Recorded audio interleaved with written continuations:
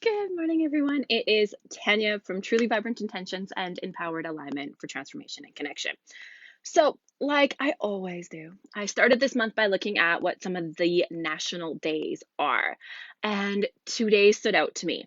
And it was one that I love and inspired a whole bunch of questions that I have been answering for myself that I'm now going to put on you um, based off this one day. And today is National Reach as High as You Can Day. And that's really what sparked it for me because if we're not reaching as high as we can, if we're not pushing ourselves to where we want and reaching for the next thing in our lives, we're not growing. And if we're not growing, we're staying still. We're dying. We're stagnant. We are not enjoying whatever it is that we are here to enjoy. We're not pushing ourselves. We're not feeling those experiences. And I know that has been a feeling for a lot of people in the last little bit, especially when we don't know what's going on and there are super uncertain things happening in the world, and uncertainty tends to cause a little bit of fear with us. So I thought it was the perfect time to start asking some of the hard questions and start really looking at what it is that ultimate where I want to be vision is. And I came up with a bunch of questions that I wanted to reach out and share with all of you because maybe it will help somebody start figuring out where it is that that vision is that they want to be. So, the first question and the biggest question is, are you living your truth? Are you waking up every single day excited to jump out of bed and excited just to be you? And when people ask questions or things come up, you answer it from the most truthful, honest, to the core, this is me answer. I know for the longest time I wasn't, and I actually faced a little bit of this not that long ago, where I was put in a situation where I needed to start creating some boundaries, and I had the opportunity to stand up and speak my truth. And I started out by not. I avoided it. I didn't take the steps and do what I knew I needed to do in order to be authentic and real and truthful and me. And I paused. And it took me a few minutes. And when I realized what I was doing, I came back and shifted that and started coming from a truthful, honest, living in my power moment. However, I didn't start it out like that. And that was a real wake up call for me because I realized that I wasn't living my truth every single day. When I can have moments of hesitation, it's not a consistent thing. And therefore, as exciting as that is, it gives me an opportunity to keep growing, to keep stepping into that, and to really show up as that truthful version. So that was the first question I wanted to ask today is, are you living your truth? Are you owning who you are, waking up every day going, I am a freaking badass. I'm going to do this. It doesn't matter what comes up, what distractions, what anything. I am here. This is me, and this is what's going on. And the follow-up question to that is, if you are living your truth, or if you did choose to start living in your truth each and every single day, what would life be like? What would change?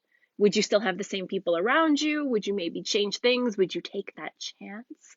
Would you shy away from a potential unhealthy environment, relationship, person, whatever it may be? What changes would it make in your life? Would they be positive? Would they be negative? Is part of standing up and owning who you are causing a little bit of a death and a rebirth within your life? So you're losing out on something that you thought you were and stepping into something that you are. And if you don't make that change, if you stay not living your truth, what happens?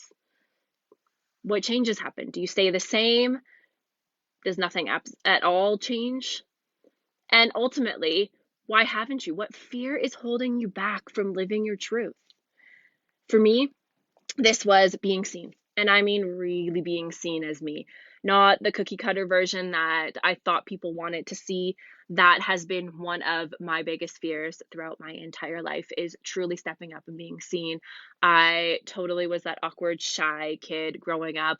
I would hide under the big comfy clothes. So it's ironic that I'm wearing a hoodie today. Um, and not want to be seen. I would do literally anything I could to be the biggest wallflower in the room. I would help others stand up and be seen. I would be the supporting role. I'd be the one people came to talk to, but I would never step up and truly let myself be seen because it scared me. I was afraid that I would be judged, and I was afraid that people didn't like me. And it took me getting to a place where I realized that it really doesn't matter if people judge. Ultimately, when people judge, it's a reflection of something they have within them or something that they're afraid to let out. It doesn't have anything to do with you. So if they're going to judge, A, they're not my people and they don't need to be in my life. And B, that's a them issue, as harsh as that sounds. It's not something that should make me dull my light or slow down or not be seen for who I am. Because when I let people in and when I embrace it, I am like I've been told I'm a fantastic person. So it's getting over that initial fear of what someone else might think. At the end of the day, too, those people don't get to live your life. They don't wake up every single day being you. They don't have the experiences that you have. They don't pay your bills. They don't get to make the choices you make. So ultimately, what other people think is none of your business. And that's not where I wanted to go with this video. I just think that it's an extremely important part of standing up and reaching as high as you can. Because when it comes to getting to your vision and ultimately getting to your vision, a lot of people do go through what we feel like is an imposter syndrome. We don't feel like we deserve it, like we're not enough, like we can't get there, or in my case, that I can't be seen enough to get to where I want to go. And it's taking a step back and realizing that you taking the steps and you taking the actions and you living up to what you can and reaching for what it is that you want and owning who you are and stepping into your truth, there's nothing imposter about that. That is you stepping up and you being you. And the imposter syndrome kicks in when we let the fear stop us. So again, I go back to what fears are holding you from being who you truly are. Is it the fear of being seen? Is it the fear of success? Maybe it's failure. Maybe it's that people won't accept you. At the end of the day, all I can tell you is this: the people who are meant to accept you always will with open arms. Anyone who's going to judge you is judging themselves 10 times worse and is not worth your time of day. And anyone who's not going to support you on being who you are and reaching for your vision and going after it every single day is not a person that's playing a supportive, helpful, loving role in your life. And that is something to really take in and really consider. So what vision are you working on? Is it big? Is it scary? Is it something that maybe you need support with? And if so, let me know. I'd love to be a supporting factor in that. But continue to reach for it. Step into your truth. Own who you are. That's a beautiful thing. And yes, it can be scary.